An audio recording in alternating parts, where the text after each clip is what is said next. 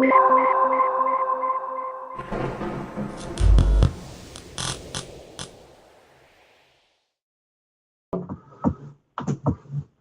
agenda for today is we're going to go through a couple of useful tabs that are probably a little bit less utilized, but I think could be really helpful to your team. So the first is the opportunity summary. The second is the project summary. And then we'll go through a couple of different functions within the project management section. So we'll go through change orders, deficiencies, and chargebacks.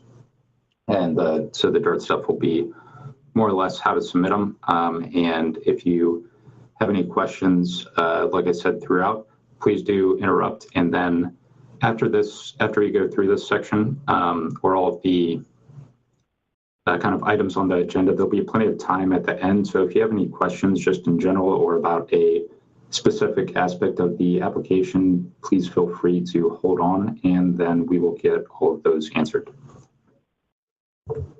So the first part is the opportunity summary tab. And the first thing you may be thinking to yourself is, how did I get to this tab? So the way to get there is on this left-hand side, you'll have the opportunities tab here. Click that one. And this is the one that you're probably all familiar with. But there recently, this year, was added this opportunity summary tab. And the reason that we added this tab was because the feedback that we had received from our users and was that sometimes they've got to go through and they've got to update half dozen or a dozen apps or more potentially, just to tweak small things like the potential award date. Maybe it has shifted a couple of weeks, or there's going to be a different designer on it, or whatever the case may be. And they just needed an easier way to do all that stuff. So the way we addressed that was through this tab.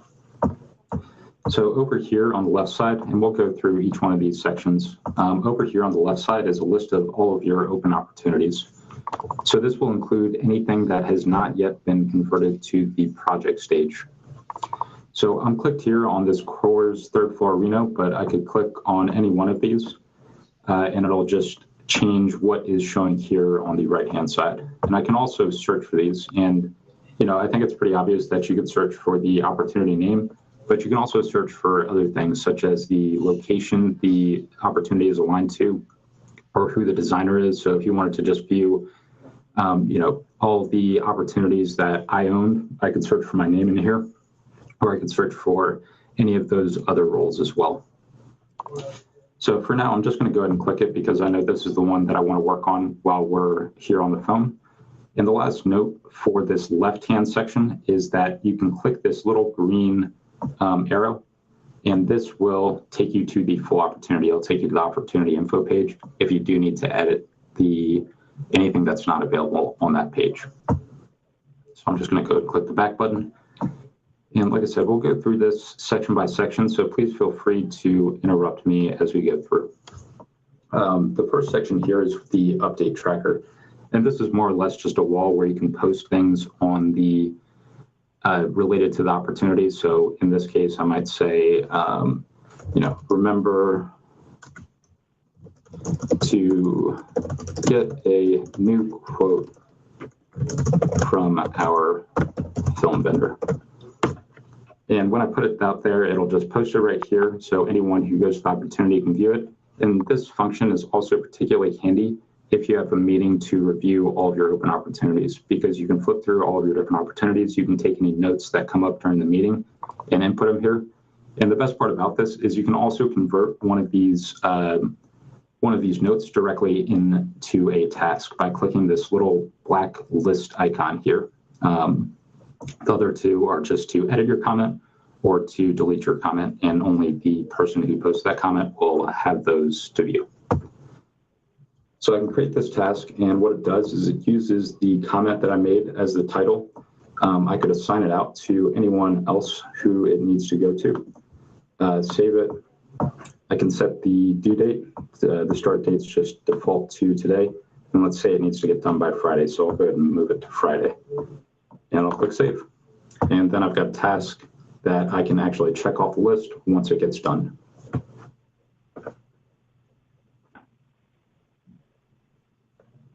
So the next section over here are for the dates and forecast. So this is the part that we had really heard, really changes for partners the most frequently. So our estimated award date, well, this one's out of date, we know, because it's in the past and it's still listed as an opportunity. So we're going to move this from July, and we'll say the new expected award date is going to be the second week of October, which pushes the expected order date, we'll say, into the end of October. The win likelihood, we can change that from 0 to 25 to any one of these things, and you can also adjust the DIRT forecast as well.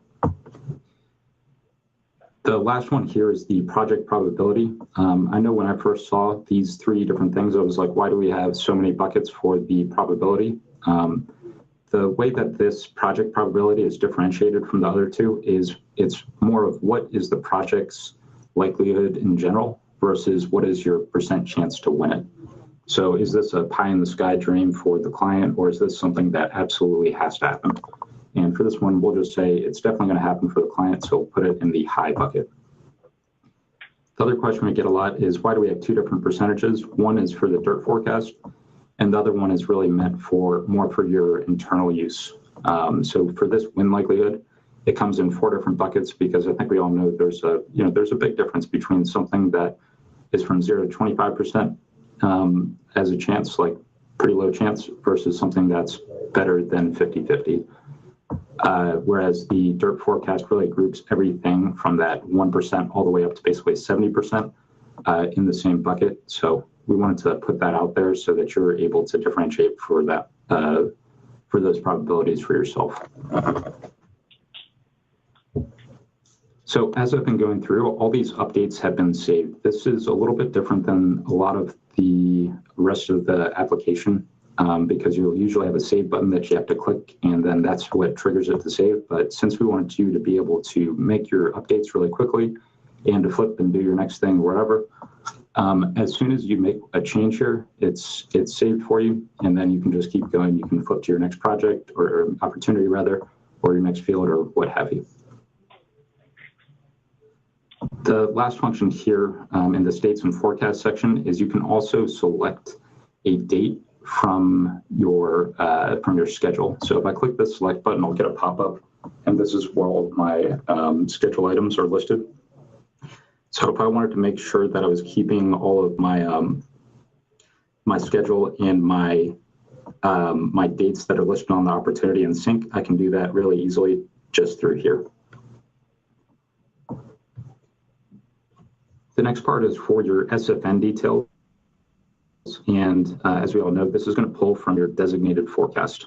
So you can view all of your different products here, and then you can also click this show quote button, which will pop up your forecasted quote. And if you don't have a quote forecasted yet, it'll just take you over to your quote page. So you can go in, you can view all your details, you can make a couple of edits, save them. So what I'll do here is for this DIRT walls, just for the sake of our example, what I'm going to do is I'm going to update this from 550,000 to 600,000. Not 6 million. And then when I click save, what we should see is that our SFN total here for our walls has updated to 600,000, and it's as easy as that. So I think this can be a really helpful tool as well when you are getting ready to send your forecast over to your DIRT counterpart as well.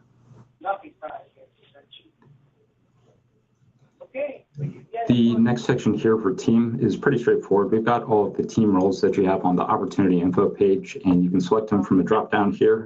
Just go ahead and assign them out. And then for the architect and general contractor, a little while ago, this was changed to a type ed widget. So as you start typing, it'll pull it up, and then you can just select the company that applies for those two roles. And then last but not least here is the schedule details. So this is going to show you only your open schedule items. So as you go through here, if you're doing this in a meeting and you say, okay, for this particular thing was completed, I can use this black checkbox, and that is going to close the item. So when I click that, this will actually disappear from this list, because this is, again, just going to show your open schedule items. And the green one to the right will generate a pop-up so that we can edit this as needed.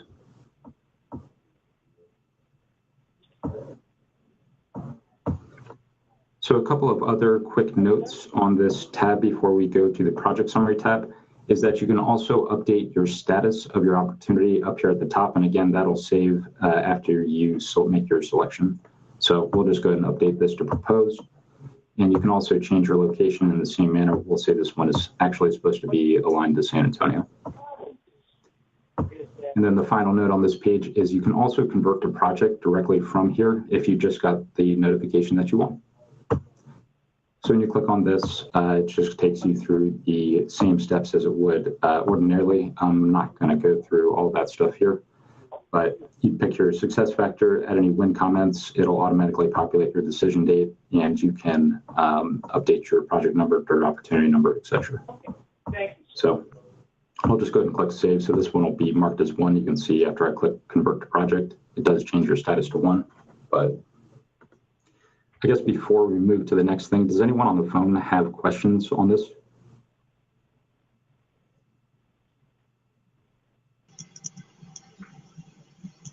Nope. Okay, cool. The next section we are going to go to is the project summary. So similar to the opportunity summary, you navigate to the projects tab here on the left, and then up at the top, you've got this third tab for the summary. So the one that we're going to take a look at is going to be for the Spurs for Pop's office. So as I start typing here, it'll just update, and we can find the opportunity that we're looking for pretty easily. So similarly to what we were looking at for the opportunity summary, there are some overlapping functions which I find really handy. So this update tracker will really live on past the opportunity stage, and will you can find all of the comments that you made here once it is converted to a project. And similar to the other ones, you can also convert these items directly into a task using this list icon here. And we got a due date. Perfect. The next section here is for the financial summary. So included in here is going to be your estimate versus your actual. So what you can see is as you go through your project, you can track your gross profit estimate. As I hover over this, we get a little tooltip here that shows us the estimated was $78,000. And then the actual right now is up to 85. So maybe there was a change order or something like that that was included on this project that drove the profit margin up over time. And then right next to it, we have the gross profit, but this is showing your actual margin percentage rather than the dollar total. So for both, it's 21%.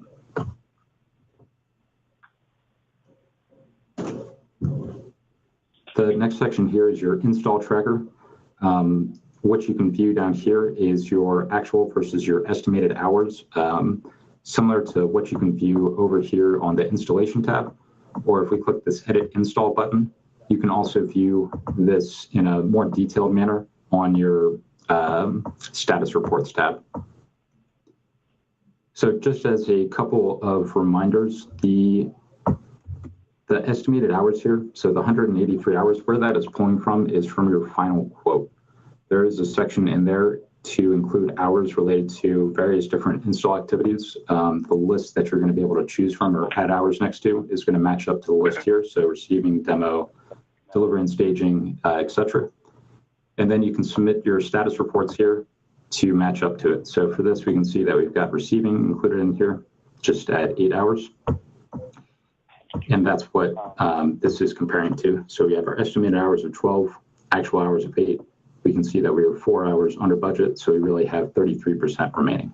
And you can see that we've got this nice bar here showing us our tracking to completion. And then over here, just as a counterexample, we estimated 10 hours for the doors, but it's actually taken 12 so far. So we're 120% complete versus what our actual was. And you can see that that completion bar turns red to let us know that we are already over budget. So I'm just going to click the back button. Take us back here, and we can see that on the graph as well. And then over to the left is the schedule details section. This does work the same way as it does for your opportunity. So if you click the black check mark, that will close out your schedule item, and we're only going to view open schedule items here. So when we click it, the item will disappear from this list. And then the green icon right next to it will let you edit your schedule item details in a pop-up. The next two things down here, we've got our project team and order details. A lot of people who utilize this tab, what they utilize it for is when they have a weekly meeting or something like that between their team, and they're reviewing the status of a bunch of open projects. So what they wanted was to be able to view all of the team roles here, as well as what the order status is. So we've got that. We can see the name of the order. If there were any additional orders, they would also appear here. You got your status, whether or not it was submitted, and the expected on-site date for it, as well as what the delivery location is for this order. Down here, we do have all the ordinary roles for our team. So let's go ahead and update the lead designer. This team section looks a little lonely here, doesn't it? So we'll click that. Found our lead designer here. Click it. We can pick from anyone who's already on the team already.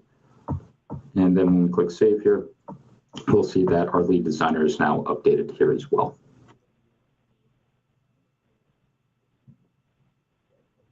Then similar to the opportunity page, we've got the status here. So active, you can move it over to bid, awaiting PO, or OU prep, and move it to that.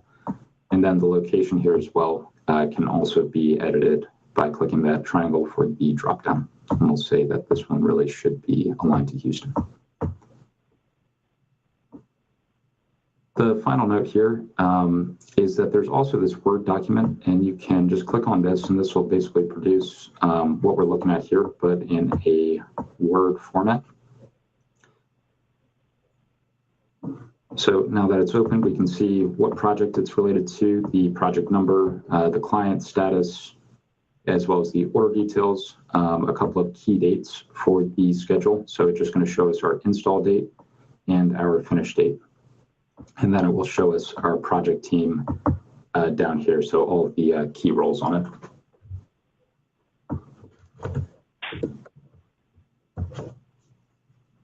So that is the project summary in a nutshell. The next thing that we're going to do is we're going to go over to those project management functions. So before I do that, any questions here before I leave this page?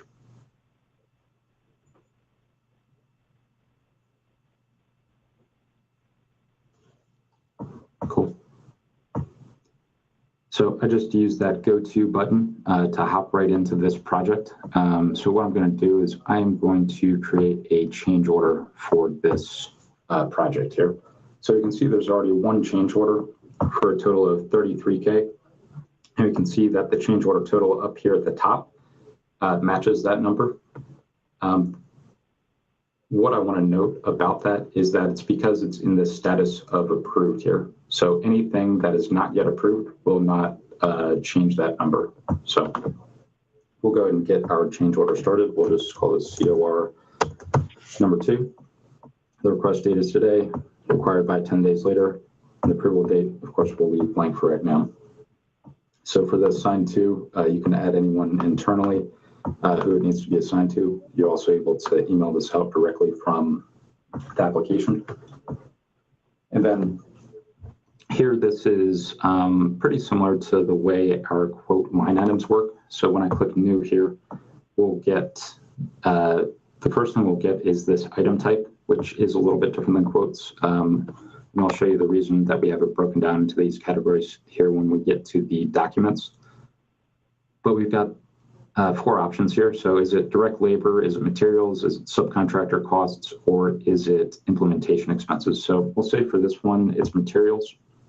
And for this, we'll say it's for a right-of-way board that the client requested after it had already been quoted. So we'll say the cost of this is $800. Tack on a margin. If it's taxable, we can add our tax rate here. The way I checked that on was using the spacebar, and we'll just mark it at an 8% tax rate. And then we can also select a company here. And this is going to pull from your project team. So if you don't have the company that you're looking for in this list, just make sure to add them to the project team and you'll be all set there.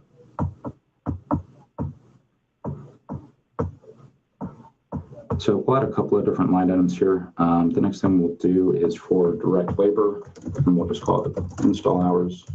It'll take them 6 hours to do everything at a rate of $53 an hour. Again, we'll add a profit margin on top, say labor is not taxable.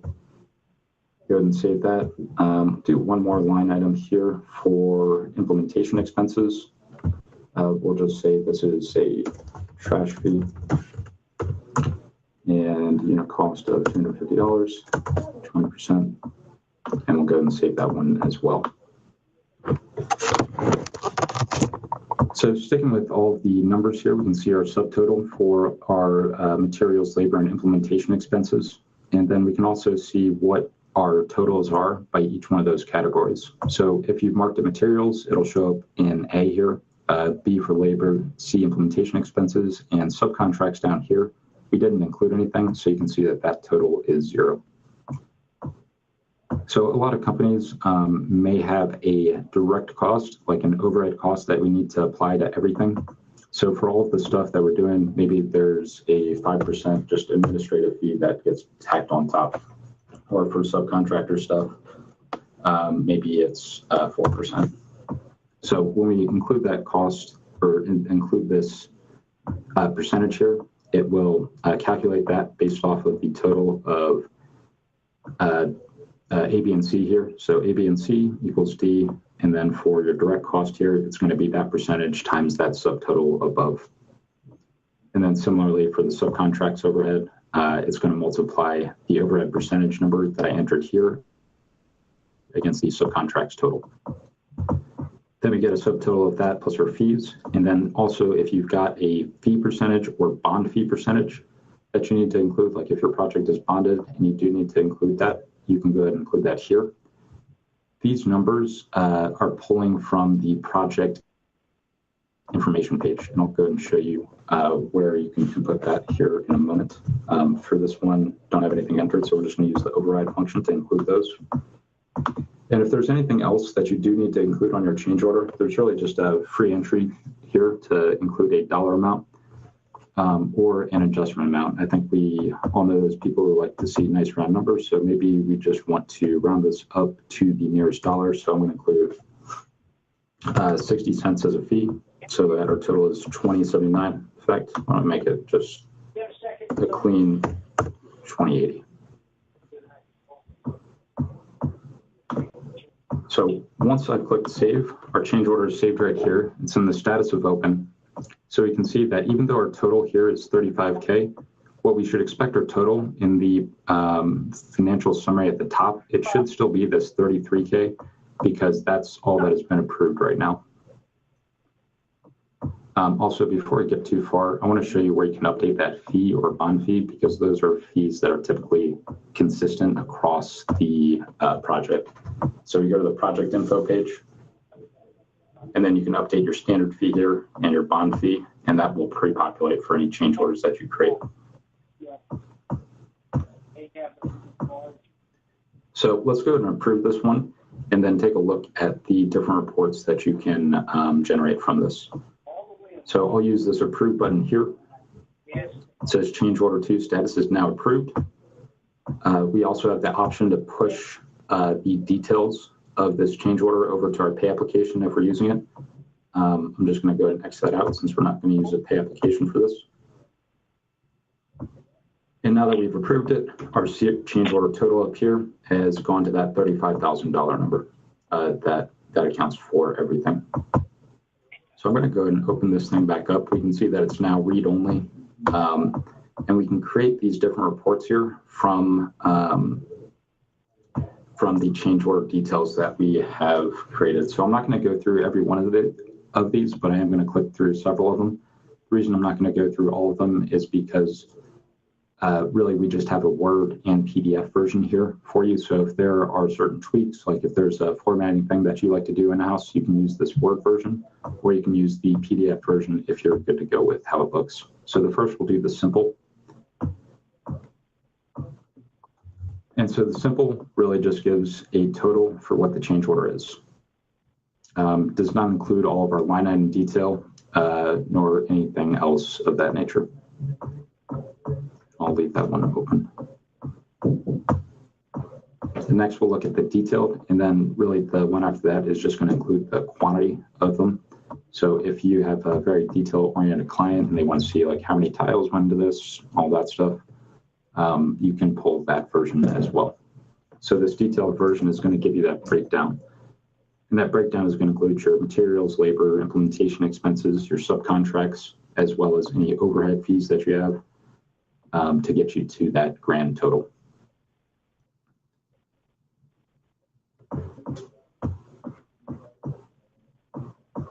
And let's take a look at the one that includes quantity, just so you can see how that one compares.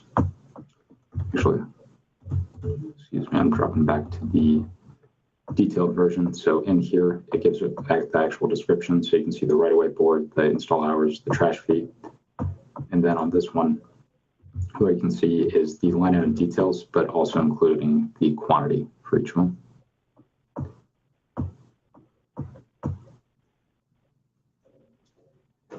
Okay, and then finally, what we have here is the internal pricing document. This one is, meant to be shared with your accounting team or whoever is going to be entering that information into your accounting system.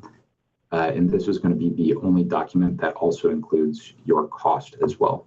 So everything else, it may have had quantity, it may have had the sell price, but it doesn't include this middle section here for your unit cost and what the GPM is.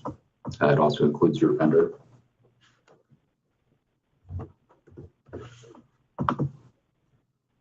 You can also send your email directly from the application. You can push to pay app. So if you miss your app, you accidentally close that out, you can always just open this up and push it over manually. And you can also create a deficiency directly from your change order, which, if it's something that got broken that just requires a reorder, but for whatever reason the client needs to cover the cost, it can be both a change order and a deficiency. And then finally, this revert COR button will allow you to revert this back from approved status into one that you can make updates on.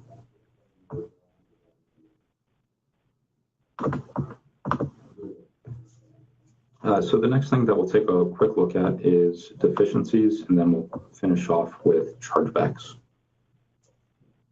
So for deficiency here, I'm just going to open up the one that we've already got submitted. So it'll pre-populate with the title based on when you created it.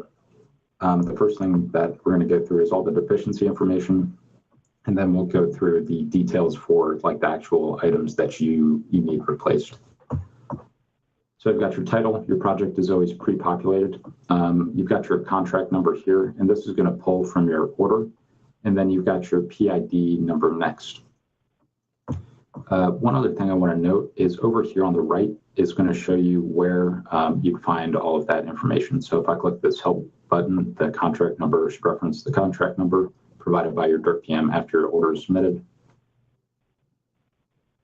And this will also tell you where you can view all of your contract numbers and PIDs. There is a tab specifically to manage all of that stuff in one place.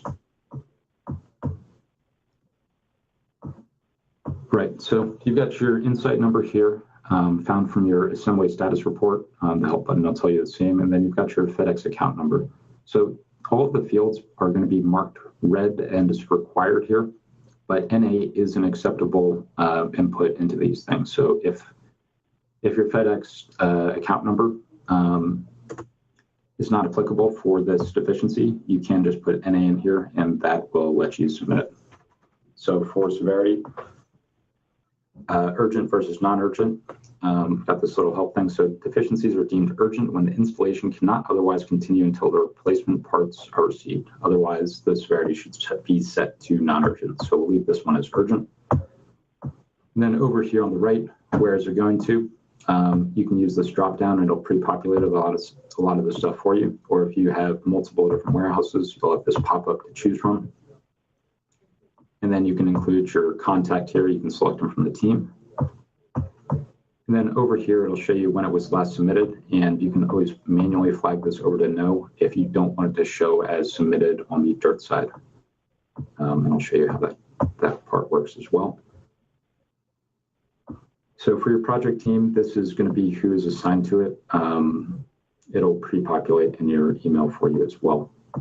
You can manage a project team or add a bag directly from here. And then let's take a look at the deficiency details. So for your product name, you include that here. And then a lot of this information is really going to be pulled from your assembly status report, like the MSGR tag, or your product information. Over here on the right, we've got the reason. The reason that this field is required is because there are some graphs that you're able to view on the reporting based on what you select here. For this one, we have it marked as billable. So this means that either the partner or the subcontractor is liable for it. If you mark it to no, you can see that this responsible party section goes away. We're just going to focus on the deficiency really aspect of it today. So I'm going to leave the billable flag to no. But we can include our vendor here, include our insight number, as well as the PID if you need a different one for the specific line item. If you do have a PID number that applies to everything, feel free to just leave it selected at the top level. And then next thing here, we've got the quantity and unit price if it applies. So if it's something that is you're not going to be charged for, you can leave the unit price blank here. So once you've got all of your stuff good to go here, you can click save, but most people end up having an attachment, either a related image for it. I'll just go ahead and include a couple of pictures here. And then we'll click save on our image. So once this is all good to go, we are ready to send the email. So when I click send email here, what we'll get is a pop-up allowing us to edit the recipients and to include a message on it. You can just say, let me know if you have any questions. So your deficiency will show as submitted once you click the send email button. So if you're sending it over to your direct counterpart and you click send email, what we'll see is this submitted button here just switched over to yes, and you can see that it tagged it with the current date and time. And that's why I mentioned you can flag this back to no, but if you did send an email to your dirtbag, you probably just want to send them a quick follow-up note if you needed to gather some more information or something like that beforehand. A couple of final notes on deficiencies is this validate deficiency button. What this is going to do is it's going to check all of the required fields for you, and it's also going to check all of your different line items. So if you have a half a dozen different deficiency details with different pieces on it, that will make sure that you're all set before you send that email. That same process is run when you click the send email button as well, but this will just let you manually run that as needed. The Word document here is going to be the same one that's automatically attached to the email. So I think most people just click the send email and then have it automatically sent. And then this push to PO. So if you do have a vendor involved on this, you can push the item over to PO so that you can generate that directly from Kinetic if you're using that function. So once you're good with your deficiency, it'll be in Dirt's bulk work. What they'll do is they'll go in, they'll have a deep link to your deficiency. They'll be able to come right back into Kinetic and view what you sent. They'll authorize it, and once it's authorized, you can use this mark as installed button and then install display its final status, and that means your deficiency is all done. So last but not least, we have chargebacks here. Similarly to deficiencies, we've got several different tabs here. So you've got identified, submitted, approved, rejected, or all. So we'll just go ahead and create a new one. So within here, the two most important fields from this top section are going to be your Dirt PM and Dirt Tech. So if you do not have those filled out, you do need to fill them out before you're able to submit a chargeback. And if you don't have them filled out, no worries. Just go to this Manage Project Team button and make sure that you update your Dirt Tech and Dirt PM. And we'll add the email too. I'll just add myself. And then for the chargeback details, we'll say for this one, we'll say that there was some extra labor required because we'll say like a delivery wasn't on time. And if there is a related deficiency, like if there's a materials part related to it, we can select that here, and that will just pull in automatically the PID number from that deficiency versus selecting it here. So the description will just say it's install hours. Hours incurred are 8 hours at $53, coming out to $424. So you enter in all of your line item details. You include any other details that are relevant. I think by the time you get to this part, most of the time you've already corresponded with your DIRT counterpart. So if you already have like an email chain or something like that from them saying that, it's good to go, they'll cover it. You can include that in your related documents and they'll have that for reference on their side. So once you've got everything covered, go ahead and click the submit to DIRT. We'll say, yes, we're sure we want to proceed. We see who's listed on the email when we click send, and then I'll click send email to DIRT. Again, they'll get an email on their side that's going to have a deep link, and they'll be able to come in here, and they're going to have an extra button here for either authorize or reject. They'll choose that status, and once they do that, it'll move it between these two tabs. So I would think that most of the time, by the time you get here, you really just have them approve it from there.